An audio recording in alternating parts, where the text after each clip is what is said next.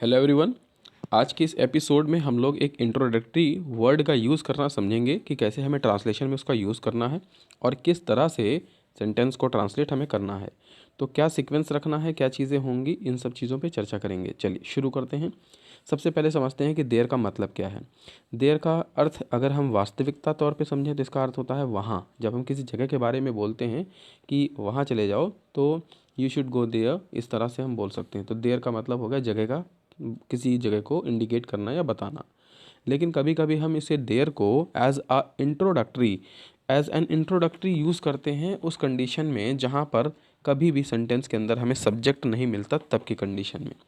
जैसे कोई सेंटेंस हमें लिखना है और उसमें कोई सब्जेक्ट नहीं है तो स्टार्टिंग में हम इसको देयर को यूज़ करते हैं, जहाँ पर इसका कोई अर्थ नहीं होता है, लेकिन सेंटेंस में यूज़ होने के बाद उस सेंटेंस के अर्थ को पूरी तरह से, सेंस को कंप्लीट करता है। तो इस तरह से हम जब इसे यूज़ करते हैं तो इंट्रोडक्टरी बोलते हैं। तो आपको इंट्रोडक्टरी के बारे में नहीं समझना है, बल्कि ये समझना है कि देयर कैसे यूज़ करना है हमें और क्यों यूज़ करना है। तो जैसे कभी आपको इस तरह का कोई वाक्य बोलना है कि एक गांव में एक बुढ़िया थी। एक सेंटेंस आप बोलते हैं कभी कि एक शहर में एक राजा था, एक शहर में एक लड़का रहता था, वहाँ एक आदमी रहा करता था। इस तरह की जब भी बातें बोलनी होती हैं कहानी शुरू करते समय, तो हम लोग वहाँ पर इंट्रोडक्टरी वर्ड का यूज़ करते हैं। जैसे यहाँ पे हमें कहना है कि एक गांव में एक बुढ़िया थी, तो सेंटेंस पढ़ते समय हमें दो चीज़ें फोकस करनी है। पहला, इसमें टेंस कौन सा है। जैसे इसमें पास्ट है, था का बात कर रहे हैं पीछे की, तो थी कह रहे हैं तो इसलिए मतलब पीछे की बात चल रही है, पास्ट है ये। दूसरा ये समझना है कि इसमें जितने भी वर्ड्स हैं सबकी अंग्रेज़ी में हमें मतलब पता हो। जैसे एक के लिए हम आ यूज़ करेंगे, गांव के लिए विलेज, में के लिए इन, और ऐसे एक बुढ़िया के लिए एन ओल्ड वुमन, इस तरह से बोलेंगे। और था के लिए क्या लगाना है, क्या करना है, ये पता होना चाहिए। तो उसी के अकॉर्डिंग सेंटेंस को हमें चेंज करना है। अब इस सेंटेंस को अगर हम चेंज करेंगे तो सेंटेंस में पास्ट का सेंस है, यानी पास्ट टेंस में बनेगा ये सेंटेंस, और हम लिखेंगे कि देयर, रहने के सेंस में बोलेंगे कि एक गांव में एक बुढ़िया थी। तो there was an old woman, there was an old woman in a village, ये भी हम कह सकते हैं इस तरह से। लेकिन इसके अलावा ये भी कह सकते हैं कि देयर लिव्ड, वहाँ एक रहती थी, वहाँ खड़ी नहीं थी बल्कि वो रहती भी थी वहाँ। तो इस तरह सेंस लेके चलेंगे कि देयर, उसके बाद लिव की सेकंड फॉर्म लगाएंगे। पास्ट का सेंटेंस हमें बनाना है इसलिए, था का सेंस लाना है इसलिए लिव को लिव नहीं लिखेंगे बल्कि लिव्ड लिखेंगे। उसके बाद एक बुढ़िया, एन ओल्ड वुमन लिखेंगे, और उसके बाद में इन अ विलेज, एक गांव में। तो इस तरह से हमारा सेंटेंस ट्रांसलेट होके हो जाएगा there lived an old woman in a village. तो इसमें क्या क्या चीज़ें सेंस हैं, कैसे लगाना है, ये चीज़ आई थिंक क्लियर हो रही सभी को। अगर कोई क्वेश्चन होगा तो कमेंट बॉक्स के थ्रू मुझे अपना क्वेश्चन बताएंगे सभी लोग कि आपको क्या प्रॉब्लम कहाँ पे आ रही है। नेक्स्ट सेंटेंस, मई में 31 दिन होते हैं। तो मई में 31 दिन होते हैं, यहाँ पर भी ऐसे है कि इन में अगर हम शुरू करते हैं लिखें इन में 30 डेज आर एल्ड, इस तरह से कुछ भी लिखें तो एकदम सेंटेंस अजीब हो जाएगा और कोई अर्थ नहीं निकलेगा। हमें सेंटेंस को एक फॉर्मेशन, पंक्चुएशन और ग्रामर के पॉइंट ऑफ व्यू से बनाना है। तो इसलिए उन चीज़ों को हमें ध्यान रखना पड़ेगा कि सेंटेंस का सीक्वेंस और फॉर्मेशन क्या होना चाहिए। जैसे यहाँ पे अगर हम कह रहे हैं कि मई में 31 दिन होते हैं तो देयर आर 31 डेज, इस तरह से बोलेंगे। और फिर कहाँ होते हैं, इनमें, इस तरह से जोड़ देंगे। अब सेंटेंस में सेंस है का, तो हम चलेंगे देयर आर से, और 31 बहुवचन है तो इसलिए आर लगाएंगे। अगर मान लीजिए एक दिन की बात करते तो देयर इज़ कहते, देयर इज़, लेकिन यहाँ पे 31 है, ढेर सारे दिनों की बात चल रही है तो इसलिए हम बोलेंगे देयर आर 31, और फिर डेज, दिन, बहुत सारे दिनों की संख्या है इसलिए। तो डेज लिखने के बाद 31 डेज, और उसके बाद जो महीना है उसको हम लिख देंगे इन मे। तो ऐसे हमारा सेंटेंस ट्रांसलेट होकर हो जाएगा कि there are 31 days in May. Next sentence है घर में एक लड़की थी। अब थी का सेंस आ रहा है। यहाँ पे भी सेम वही चीज़ चलनी है। देखिए यहाँ पर भी आप बना सकते हैं कि घर में एक लड़की थी, यहाँ कहा जा रहा है कि there lived a girl in the house, आप ये भी कह सकते हैं यहाँ पे। और इसके अलावा यह भी कह सकते हैं कि there was a girl in the house. तो there was a girl, was इसलिए लगा रहे हैं क्योंकि था लिखा है, देयर लगा रहे हैं हम अपनी तरफ से इंट्रोडक्टिव सब्जेक्ट के तौर पे, और फिर जहाँ थी उसको हम लिख देंगे इन द हाउस, कहाँ थी वो। अब लिव्ड भी आप कह सकते हैं यहाँ पे, और वॉज भी कह सकते हैं, दोनों ही सेंस होगा यहाँ। एंड नेक्स्ट सेंटेंस ऐसे है कि कक्षा में 20 छात्र हैं। अब हैं का सेंस हमें देना है तो यानी प्रेजेंट में चलना है। तो ढेर सारे छात्र हैं, आर इसलिए आर लगेगा इसके बाद। तो हम बोलेंगे कि देयर आर 20 स्टूडेंट्स। अब कहाँ थे? इन द क्लास, उसे हम बाद में लिख देंगे। तो इस तरह से सेंटेंस ट्रांसलेट होगा। अगर हम यहाँ पे एक चीज़ ध्यान रखें कि यहाँ पे हम जो हेल्पिंग वर्ब लगा रहे हैं वो इज़ लगा देंगे तो ये सेंटेंस गलत होगा।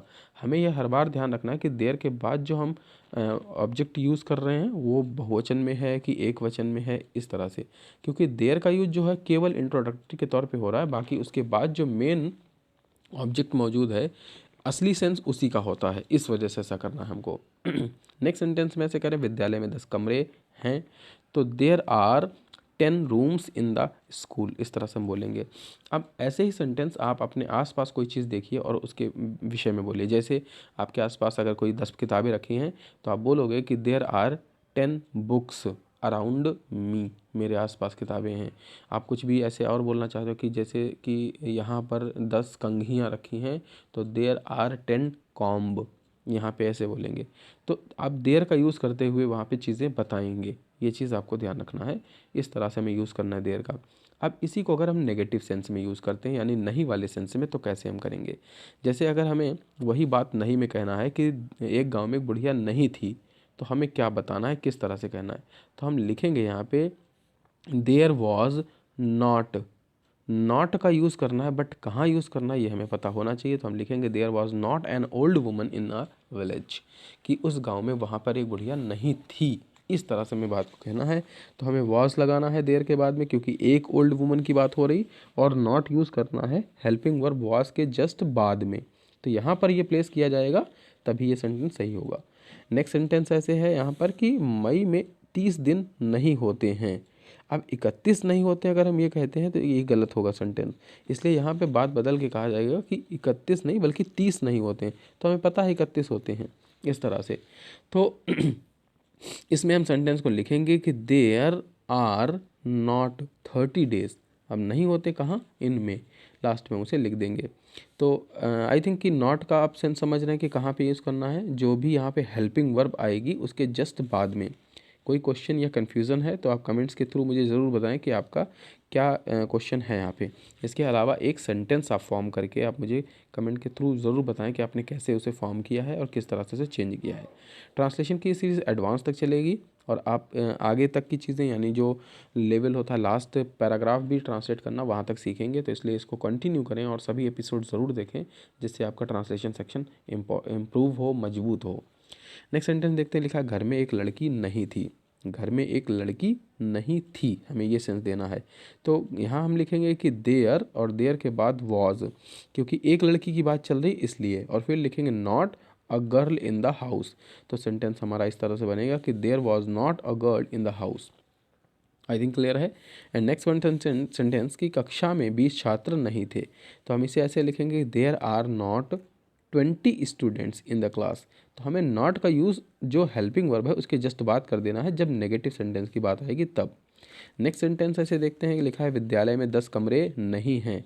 तो विद्यालय में 10 कमरे नहीं हैं बताने के लिए हम लिखेंगे देयर आर नॉट, नॉट लिखने के बाद लिखेंगे 10 रूम्स, 10 कमरों की बात की गई है इसलिए 10 रूम्स इन द स्कूल, तब उसे हम लिखेंगे इन द स्कूल, स्कूल में 10 कमरे नहीं हैं, ऐसे हम ट्रांसलेट इसे करेंगे। नेक्स्ट देखते हैं सेंटेंस लिखा है एक गांव में एक बुढ़िया रहती थी। अब इसे दोबारा क्वेश्चन मार्क बना के किया गया कि एक गांव में एक बुढ़िया नहीं रहती थी। तो क्या एक गांव में बुढ़िया एक नहीं रहती थी, इस तरह की बात हमें क्वेश्चन में पूछना है।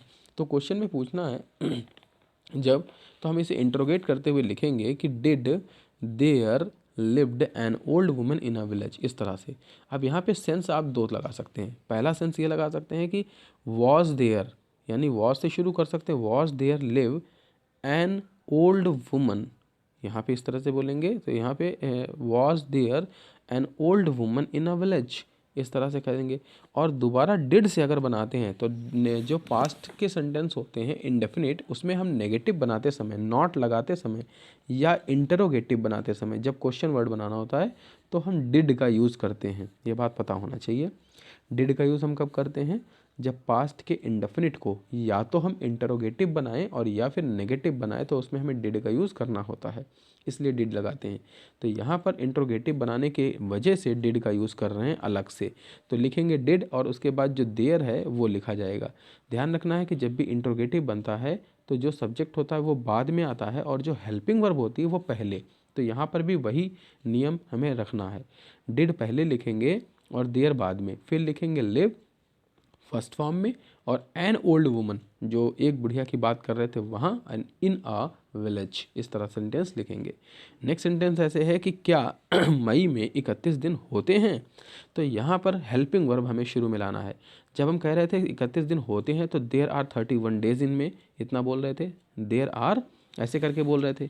लेकिन अभी इंट्रोगेटिव है तो इंट्रोगेटिव में हमें कुछ नहीं करना है नया, जो आर हमने यहाँ लगाया था उसको ठीक पहले लगा देंगे, आर देयर 31 डेज इन मे, इस तरह सेंटेंस के इंट्रोगेटिव बन जाएगा। एंड नेक्स्ट वन सेंटेंस है कि कक्षा में घर में एक लड़की क्यों नहीं थी, तो यहाँ पे देखिए कारण पूछा जा रहा है। सेंटेंस में इंट्रोगेटिव दो तरह से होते हैं, एक यस नो टाइप का और एक डब्ल्यू एस टाइप का। डब्ल्यू एस तब होता है जब कोई कारण पूछा जाता है, तो यहाँ पर कारण पूछा जा रहा है इसलिए डब्ल्यू एस टाइप हुआ, और हम कोई डब्ल्यू एच वर्ड यूज़ करेंगे जो यहाँ पर लिखा हो। जैसे यहाँ पर लिखा है क्यों, और क्यों की अंग्रेजी होती है वाई, तो हम स्टार्टिंग में लिखेंगे वाई, और वाई के बाद हेल्पिंग वर्ब लगाएंगे। अगर वाई को थोड़ी देर के लिए आप छोड़ दें तो बाकी का सेंटेंस देखें, फॉर्मेशन वही है जो आपने पहले किया कि there was not a girl in the house.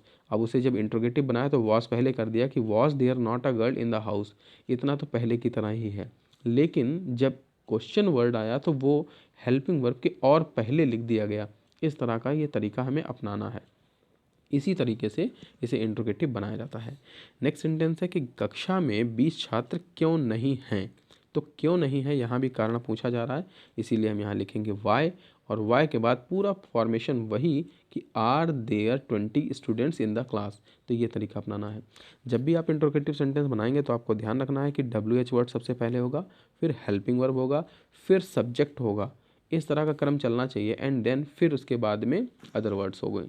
तो इस तरह के सीक्वेंस में हम सेंटेंस को पूरी तरह लेकर चलेंगे, तभी सेंटेंस हमारा करेक्ट है।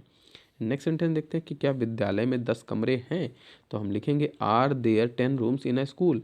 तो अभी हम पहले बोल रहे थे कि there are 10 rooms in the school, यानी कमरे विद्यालय में 10 कमरे हैं। अब हमें कहना है कि क्या 10 कमरे हैं, पूछा जा रहा है यस नो टाइप का, तो हम हेल्पिंग वर्ब को शुरू में लगा देंगे कि are there 10 rooms in the school. तो इसी तरह का करना है हमें ये सेंटेंस। तो पीछे जो आपने सेंटेंस देखे हैं तो आप यहाँ पर इंट्रोगेटिव देखिए, सारे सेंटेंस ऐसे इंट्रोगेटिव बन जाएंगे। वॉज को शुरू में लगाएंगे ये इंट्रोगेटिव बन जाएगा, आर को शुरू में लाएंगे ये भी इंट्रोगेटिव बन जाएगा, आर यहाँ पर शुरू में लाएंगे इंट्रोगेटिव बन जाएगा। तो हमें ये तरीका अपनाना है देयर वाले सेंटेंस में, अफर्मेटिव सेंटेंस का, नेगेटिव सेंटेंस का और इंट्रोगेटिव सेंटेंस का। तो आई होप कि इस सीरीज़ में आपको ये देयर का यूज़ समझ में आया है। जहाँ पर भी एक्सरसाइज होगी या जहाँ पर भी आपको पूरा का पूरा पैराग्राफ सॉल्व करना होगा, उसमें कभी भी अगर ऐसा कोई सेंटेंस आता है तो आप उसे अब सॉल्व कर पाएंगे। ट्रांसलेशन एक बहुत ही इंपॉर्टेंट हिस्सा है अगर आप इंग्लिश अच्छी से लिखना और बोलना चाहते हैं। आज के समय में बोलना इम्पॉर्टेंट है, बट साथ ही साथ सही बोलना भी इम्पॉर्टेंट है, इसलिए आपको ये ट्रांसलेशन सेक्शन ज़रूर आपका स्ट्रांग होना चाहिए। तो एक ऐसे ही नए वीडियो और नए लेक्चर के साथ नेक्स्ट एपिसोड में फिर मिलेंगे। तब तक के लिए stay happy, stay safe and keep watching Ashutosh sir channel.